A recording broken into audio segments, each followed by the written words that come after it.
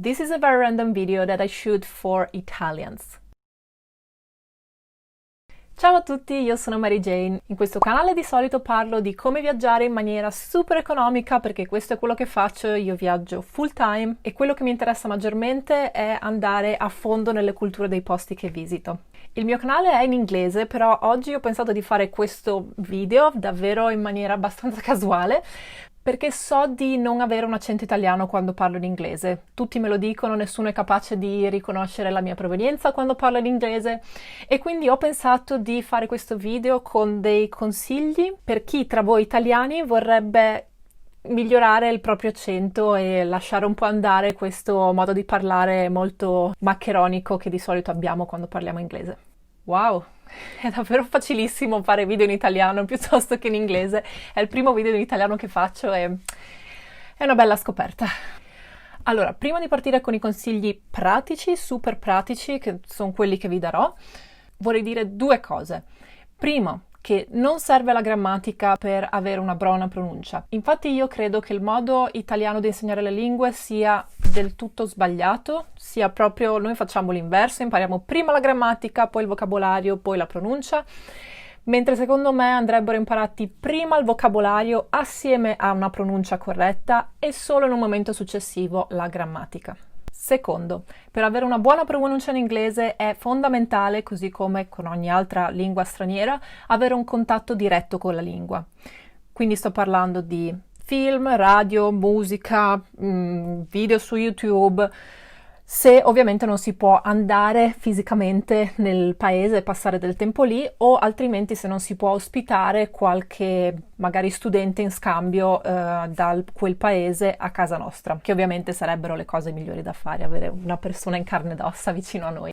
Terza cosa, sono tre le cose, decidete quale inglese imparare, perché non c'è un solo inglese, c'è l'inglese americano che è il più comune, ma c'è anche l'inglese British e l'inglese australiano. Non so se ce ne sono altri, sinceramente, comunque di sicuro questi sono i tre principali. Sono tutti e tre molto diversi tra loro, hanno una pronuncia diversa, nonché delle parole diverse, cioè hanno un diverso vocabolario, quindi quello che vi posso consigliare è sceglietene uno e imparate, prendete tutto il pacchetto, cioè imparate sia il vocabolario che la pronuncia in quel tipo di inglese lì. Io purtroppo, vedete, se mi volete sentire parlare inglese non lo farò in questo video, ma ho altri 100 video sul mio canale in cui parlo sempre in inglese, quindi andateveli a vedere se volete. Capirete subito che la mia pronuncia è quella americana, purtroppo. A me non piace per nulla, però è quella che ho imparato per forza di cose, perché i materiali che ho consumato erano più che altro in americano. E ora passiamo ai consigli pratici. Ve li do nell'ordine che secondo me è quello di importanza, dal più importante al meno importante. Primo, imparate a dire la R in inglese. La R in inglese, come ben sapete, non è rollata come facciamo noi in italiano e secondo me, io do questo consiglio anche col tedesco, secondo me è la stessa regola anche lì. Se imparate a dire le R correttamente in lingua, sarà molto più facile dire anche il resto dei suoni della parola in modo più corretto. Attenzione, perché sento molti italiani fare l'errore opposto, ovvero marcare troppo la R così, e alla fine risulta sforzato. Tenete presente che in inglese la R non viene molto marcata, spesso è quasi muta, quindi cercate insomma di non marcarla troppo. Secondo consiglio, non aggiungere vocali alla fine delle parole. Questo è uno degli errori che credo noi italiani facciamo più spesso e non ce ne accorgiamo allo stesso tempo, perché per noi qualsiasi parola finisce con una vocale e ci viene difficile troncare una parola con la consonante. Però se ci fate caso, un italiano che parla in inglese con un accento italiano non dirà "This is my dog", bensì dirà "This is my dog". Sentite che ho aggiunto una specie di vocale alla fine di dog. Noi diciamo dog, cat, heart, thing, bag e così via. So che è un po' difficile, un po' strano all'inizio quando ci provate, ma pensate a questo, dovete troncare la parola di brutto. Dog, cat, belt, ring e così via. Terzo consiglio, non dire in mezzo al discorso.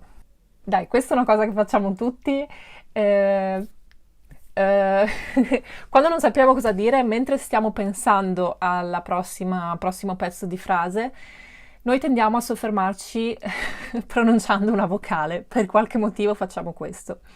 E questo suona molto italiano, gli stranieri non lo fanno, di sicuro non gli inglesi. In realtà in inglese c'è chi lo fa, non usano la E come facciamo noi diciamo loro usano la A, quindi faranno ma credo che suoni abbastanza volgare, suona come qualcuno che ha una scarsa educazione in lingua inglese. Quindi quando non sapete come continuare una frase e ci dovete pensare un secondino, semplicemente non dite niente. In inglese si usa il silenzio. Quarto consiglio: pronunciare le H quando sono aspirate. Non sempre in inglese le H si pronunciano, a volte sono funzionali per altri suoni, però molto spesso la H va pronunciata, è una lettera vera e propria e corrisponde a un suono ed è un suono aspirato. Quindi se noi in italiano diciamo hotel, sapete bene che gli inglesi dicono hotel. Non è I have a house, ma è I have a house. E attenzione perché a volte la H aspirata c'è anche in mezzo alle parole. Ad esempio noi italiani diciamo Manhattan, mentre gli inglesi dicono Manhattan. Manhattan. Sentite che è aspirata l'H proprio nel mezzo della parola. Quinto consiglio: le L. La L italiana e la L inglese si pronunciano in modo simile ma non sono identiche e all'interno del discorso si sente la differenza.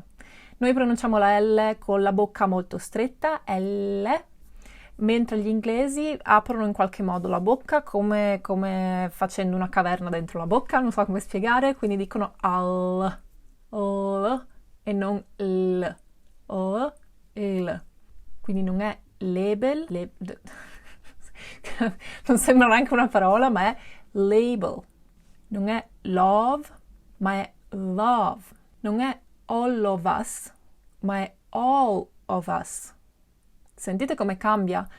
All of us, all of us. Sesto, la T. Un po' lo stesso discorso della L, la T in inglese va pronunciata T invece che T. Sono molto simili, è semplicemente la lingua che invece di sbattere piatta contro i denti, sbatte con la punta. Non so se questo vi è di aiuto. Comunque non è T, questa è italiana, ma è T. Quindi non è talk, ma è talk. Sentite come anche la prima vocale suona in modo diverso se uso la T giusta. È lo stesso discorso che vi facevo per la R. Se imparate a usare la consonante con la pronuncia corretta, anche il resto della parola molto spesso suonerà naturalmente più corretto. Se volete dire che siete una persona tosta, non dovreste dire tough, ma dovreste dire tough. E sentite anche qua come la vocale subito dopo la T cambi se io pronuncio la T in modo diverso. Tough, tough. La A si allunga un po' e diventa un po' più pronunciata della versione italiana. Settimo e ultimo consiglio pratico: stringere le vocali che vanno strette in mezzo alle parole. E con questo cosa intendo? Intendo che a volte in inglese sì, la vocale è scritta e va pronunciata, ma va lievemente accennata, non proprio pronunciata appieno. Mentre in italiano, quando pronunciamo le vocali, le dobbiamo sempre pronunciare appieno. Però in inglese, attenzione, faccio alcuni esempi. La parola bottiglia, bottle. Una pronuncia italiana sarebbe bottle, bottle. Give me that bottle. Mentre in realtà gli inglesi non pronunciano proprio l'ultima vocale, la accennano appena e direbbero bottle. Oddio, questo mi esce molto americana come pronuncia, però è l'unica che so fare, quindi prendetela come viene. Bottle. Tornando all'esempio di prima, Manhattan. In italiano sentite quante vocali diciamo 3 A piene, mentre in realtà la pronuncia inglese è Manhattan, Manhattan. L'ultima A non viene proprio detta, non viene proprio pronunciata, viene appena accennata, Manhattan. E ora ultimi secondi vorrei discutere di un'ultima cosa, cioè ho l'impressione che spesso per noi italiani tentare di avere una pronuncia corretta in una lingua straniera equivale a tirarsela. Non ditemi che non è vero, secondo me è abbastanza un luogo comune questo. Quando ad esempio al liceo qualcuno va a fare l'anno all'estero, poi torna e si fanno le interrogazioni di inglese in classe e questa persona ha l'accento corretto naturalmente, tutti sono lì a pensare, oh Dio, questo quanto si tira adesso, bla bla bla. Capisco che quando si è ragazzi si ha paura del giudizio degli altri, dei compagni di classe, e quindi anch'io per tutti gli anni del liceo avevo una pronuncia italianissima, ho imparato a pronunciare sia il tedesco che l'inglese in maniera corretta solo quando sono andata a vivere all'estero, però insomma, per favore, se siete adulti comportatevi da adulti. Avere una pronuncia corretta non vuol dire tirarsela, non vuol dire darsi le arie, vuol dire semplicemente darsi più da fare degli altri a parlare correttamente una lingua.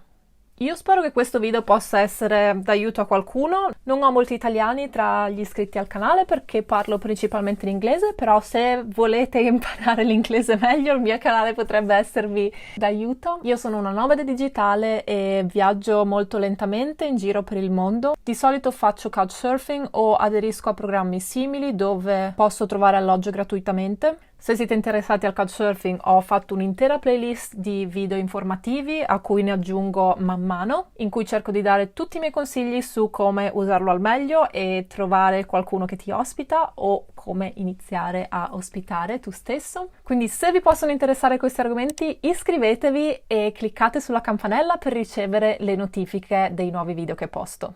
Se volete potete scrivermi anche su Instagram, lasciate un commento a questo video se vi è piaciuto e vi è sembrato utile. E ci vediamo. Ciao!